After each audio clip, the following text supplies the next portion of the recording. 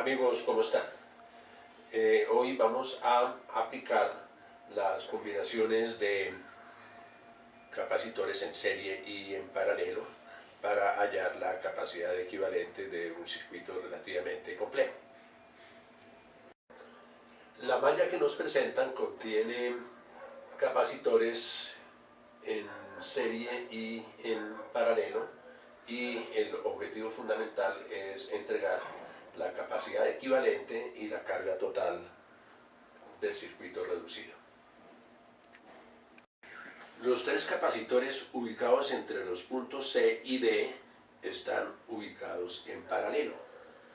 La reducción de esos tres capacitores es fácil, se suman las capacitancias individuales, la suma de 2, 4 y 6 nos da 12 microfaradios.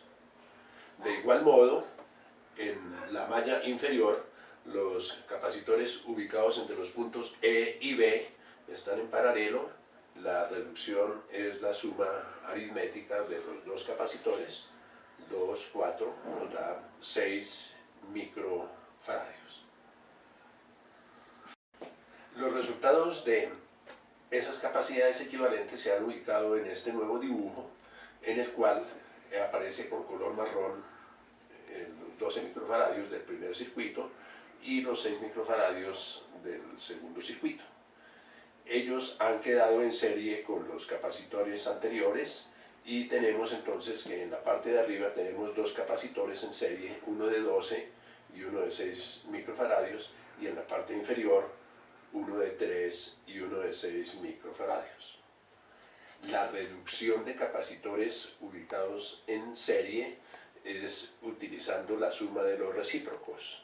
Entonces, cuando vamos a reducir el capacitor de 12 con el de 6, entonces sumamos sus recíprocos, 1 sobre 12 más 1 sobre 6, el recíproco de esa capacidad en la parte superior nos da 1/4 haciendo la reducción, y al invertir tenemos que la capacidad neta encima es de 4 microfaradios. De igual modo, en la parte inferior, los capacitores de 3 y 6 microfaradios se suman sus recíprocos, 1/3, 1/6, tenemos 1/2, y al invertir tenemos que la capacidad neta es de 2 microfaradios. Dibujados estos dos capacitores, tenemos una malla de dos capacitores en paralelo de 4 microfaradios y de 2 microfaradios, los cuales se suman aritméticamente de tal suerte que la capacidad neta del circuito entre los puntos A y B es de 6 microfaradios.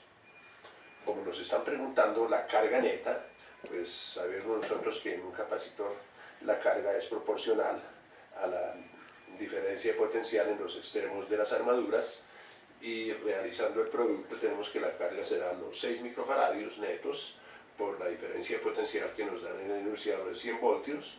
El resultado nos da 600 microcoulomb, o escrito de otra forma, 600 por 10 a la menos 6. Estudiemos ahora esta situación. Se trata de determinar las dimensiones de un capacitor plano, el área de las armaduras, si el capacitor tiene una capacitancia ideal de 1 faradio.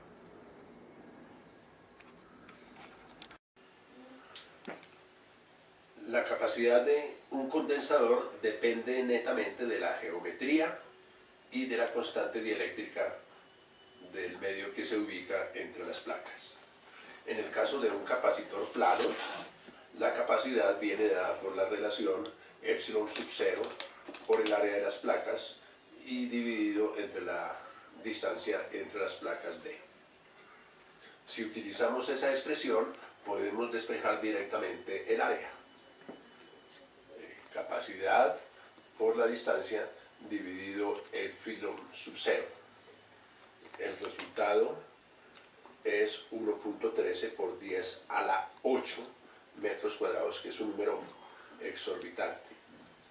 Si considerásemos que las placas fuesen además cuadradas, entonces su lado sería la raíz cuadrada de este resultado, que nos da 10.6 kilómetros, que es un valor también terriblemente grande, lo cual nos hace pensar que construir un capacitor de una capacidad de 1 faradio, pues con una separación de 1 milímetro entre placas, pues es una cuestión realmente imposible.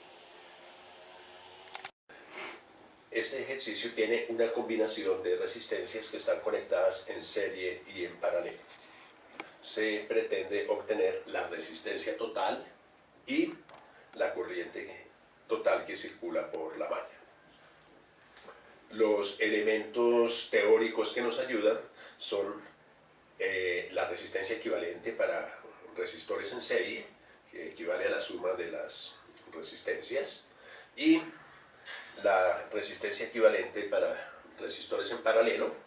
Entonces ahí tenemos que 1 sobre la resistencia total equivale a la suma de los recíprocos de cada resistencia. Y la ley de Ohm, expresada como que la diferencia potencial entre los puntos extremos equivale a la corriente multiplicada por la resistencia. Para solucionar el problema, entonces vamos por partes. Hemos ubicado puntos auxiliares C y D, de tal manera que entre los puntos A y C tenemos 3 resistencias en paralelo, y entre los puntos D y B tenemos también 3 resistencias en paralelo. Así pues, la resistencia equivalente entre los puntos A y C se obtiene sumando los recíprocos de las resistencias de 2, de 6 y de 3 ohmios, y al invertir nos queda que la resistencia correspondiente es de 1 ohmio. Igualmente para las 2 resistencias ubicadas entre los puntos D y B, que son de 12 y 24 ohmios, se procede del mismo modo. El resultado final es 8 ohmios. Reemplazando esos valores se nos simplifica entonces ahora la malla. Nos queda la resistencia equivalente de 1 ohmio, la resistencia de 5 ohmios que viene dada, la resistencia de 4 ohmios que viene dada y la resistencia de 8 ohmios que la hemos obtenido. Como están en serie, la resistencia equivalente en la línea superior es de 1 ohmio más 5 ohmios, 6 ohmios, y la resistencia en la línea inferior es de 4 ohmios más 8 ohmios igual a 12 ohmios. Estas 2 resistencias se reemplazan en una escritura más sencilla del circuito. Tenemos resistencias de 6 ohmios arriba, de 12 ohmios debajo, están en paralelo. Entonces la resistencia equivalente nos equivale a 1/6, aquí quedó borroso el 6, más 1/12, 3 doceavos. Al invertir, la resistencia neta es de 4 ohmios. Como finalmente nos piden la corriente que circula por todo el circuito, entonces aplicamos la ley de Ohm despejando la corriente. La corriente será igual a la diferencia potencial dividida entre la resistencia equivalente, que es 60 voltios dividido entre 4 ohmios, que equivale a 15 amperios. El problema que se presenta a continuación pretende que se apliquen las leyes de Kirchhoff para resolver las corrientes que circulan por cada una de las ramas de una malla. Los elementos teóricos pues, son las leyes de Kirchhoff, la ley de los nodos, que nos indica que en cada uno de los puntos en donde confluyen varias corrientes, la suma de las corrientes que entran es igual a la suma de las corrientes que salen. Esta es una consecuencia de la aplicación de la conservación de la carga. La ley de las mallas nos indica que la suma de los voltajes en una trayectoria cerrada es 0.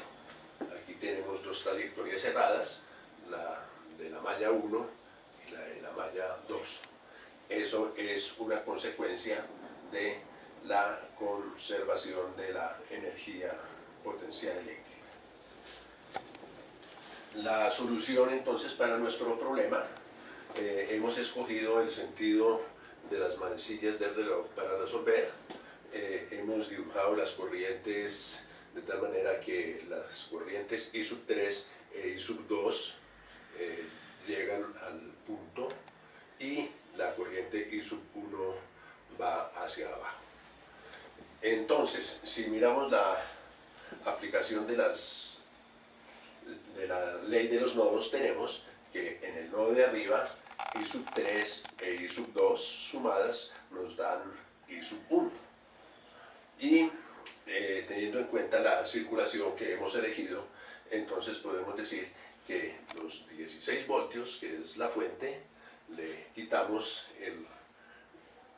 la corriente que pasa por la corriente que pasa por la resistencia de 6 ohmios y la corriente que pasa por la resistencia de 2 ohmios. 16 menos 6 y 1 menos 2 y 3 igual 0. Y de igual modo, en la segunda malla tenemos menos 27 voltios más 6 I sub 1 más 5 I sub 2 igual 0. Entonces ha de serse supremamente cauteloso en la escogencia del sentido y en definir los signos que se han de tomar para aplicar la conservación de la energía.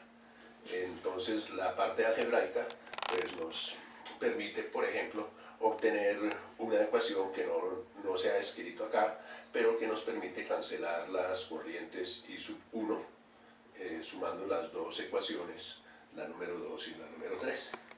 De todos modos, la resolución de un sistema de 3×3 nos permite llegar a las respuestas que son 2.6 amperios para la corriente I1, 2.3 amperios para la corriente I2 y 0.3 amperios para la corriente